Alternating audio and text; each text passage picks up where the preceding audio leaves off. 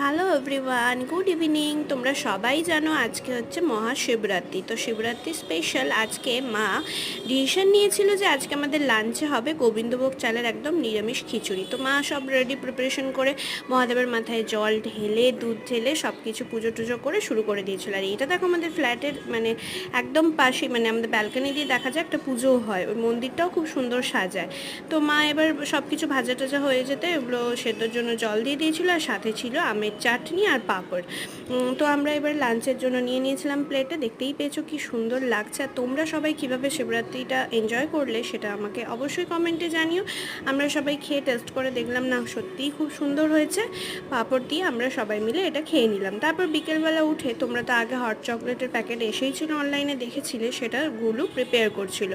তো 3 কাপ আমার ওর আর মায়ের প্রিপেয়ার করে আমরা প্লেটে সার্ভ করে বিকেলটা সুন্দর করে এনজয় করলাম। নেক্সট ব্লগে দেখা হচ্ছে, বাই।